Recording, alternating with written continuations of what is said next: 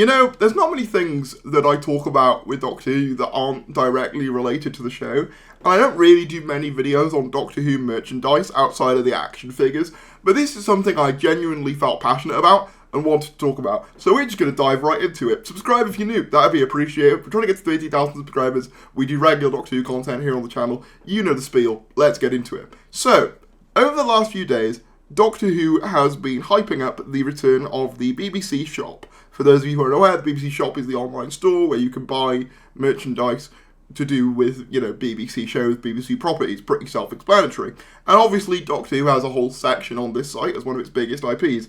And the Doctor Who socials had been hyping this up for days. On the 18th of July, they posted all the time and space, everything that ever happened and ever will. Where do you want to start? Get ready for some intergalactic merchandise launching on the all-new BBC shop on 22nd of July. And this one, TARDIS mode or maximum defense mode, the newest merchandise to join the Whoniverse, launching tomorrow on the all-new BBC shop. And as you can see here, here is the BBC shop, and obviously the first thing that comes up in terms of a category is Doctor Who. I believe it's the only thing that comes up right now, as far as I can tell. Let me have a look. Yeah, no, it is literally just Doctor Who. It's literally just Doctor Who. I guess that's really the only brand that they could use to really sell merchandise of. There isn't really much else that, like, I could see people wearing shirts for. Like, I don't think you're going to get people to really wear shirt designs for, like, casualty. I don't know. But anyway, this site launched, and people started to notice something very interesting, and that is the prices. I, for one, pointed out this unit shirt, which is literally just a black shirt with the unit logo on it, for a lovely retail price of £29, or basically £30, and someone else pointed out this questionably designed jacket, which could be yours for the low price of £72. And I think I'm probably not speaking out of turn when I say this is ridiculously expensive. And everyone kind of clowned on these prices, you know, 30 quid for a black shirt with just a logo on it, and 72 quid for a jacket that many people thought the design of wasn't great. You know, we all laughed and we chuckled at it. And the BBC saw our responses and they thought, you know what, you guys are right. The prices are wrong. But not that they're too high, but in fact that these deals are so good that we just have to charge more for them.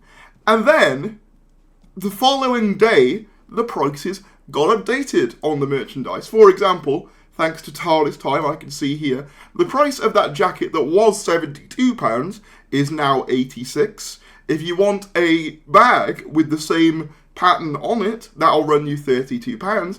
And if we go onto the store, which we can click here, the shirt that was £30 or £29 has now been raised to £35. Would you like a sports jersey based on the Daleks with William Hartnell's name on the back? £51, please. What about a pint glass cup with unit written on it? £25. A Doctor Who travel mug? £45. A Cyberman poster, I do admittedly like this design, that is 18 inches by 24 inches, so a small poster with a slightly glossy finish. That'll run you £18. And just in case you're wondering what the average price for merchandise is, I've got two examples up that I'm going to show you how ridiculously priced this merchandise is. First of all, let's take a look at Forbidden Planet, who themselves have their own range of Doctor Who merchandise. Based on, obviously, Doctor Who, they do various different designs. They also made a unit shirt some months ago. Obviously, it's got a bigger unit logo on it, but it is ostensibly the same thing, a black shirt with the unit logo on it, for £17.99. Almost half the price of the BBC shop's own offering. £35 for a t-shirt with just a logo on it.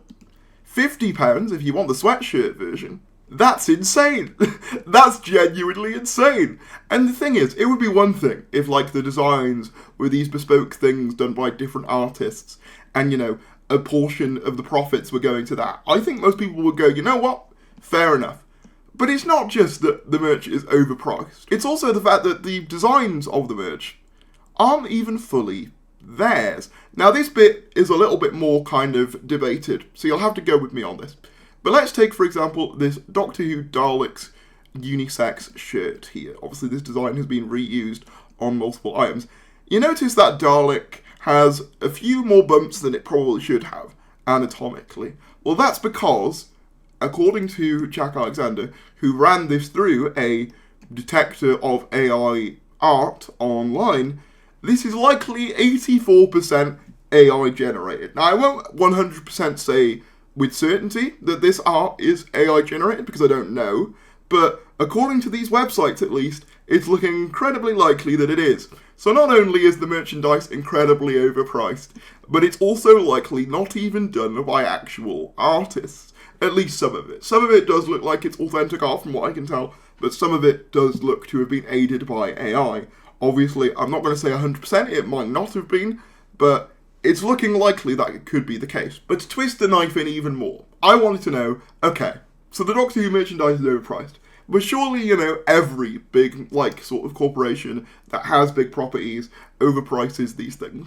So I went to look at the Disney store in the UK, obviously the online Disney store, where they sell their, merchandise, which is kind of funny and ironic because, Doctor Who currently has a Disney deal, at least for the time being. And you can see here, the most expensive shirt I could find was this fantastic full first step shirt for £20, which, I would also say is a bit pricey for a shirt, but in fairness to them, it actually looks like embroidered and has a nice pattern on the back, and, look, it looks nice quality, I'll give it that.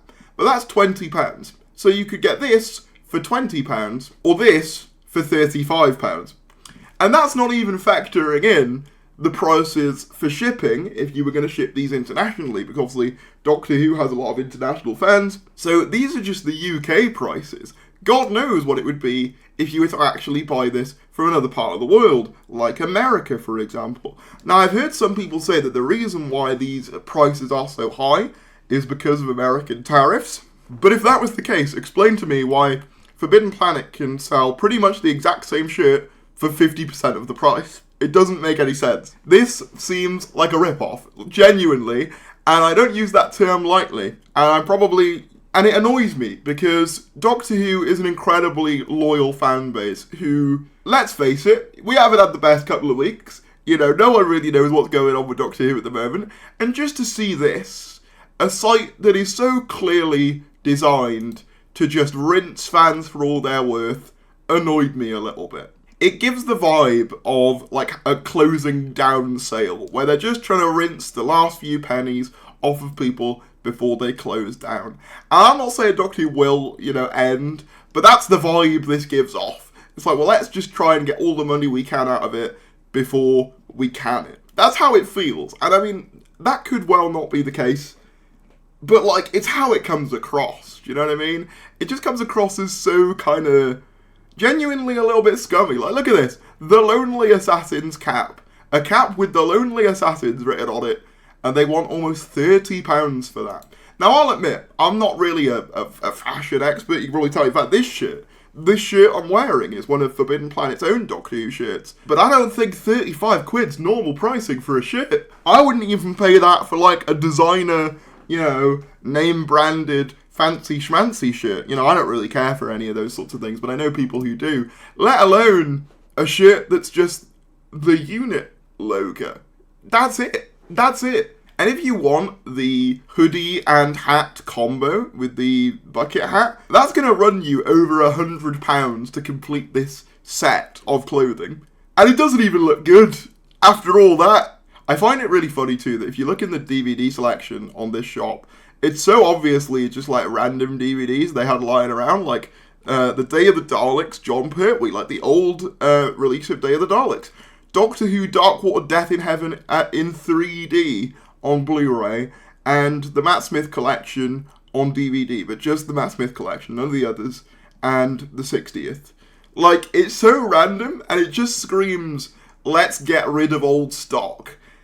And I just feel that Doctor Who fans, we deserve to be treated with a little bit of respect. Is this the most deep thing in the world? No. But I do genuinely feel an obligation to say, don't buy this stuff. Don't buy it. If you think something is overpriced and is not worth the value, don't buy it. Forbidden Planet themselves have Doctor Who designs that are of, sometimes debatable quality in and of themselves, but are a fraction of the price of this. Alternatively, there are fan designers who make their own clothing and you can go and support them. I just think this is ridiculous. This is outrageous. Maybe I'm the only one that thinks it, but like, my god, it just feels like they're trying to rinse us for all we're worth at this point. But let me know what you guys think. If you did enjoy this video, be sure to give it a like, subscribe if you're new, and I'll see you later.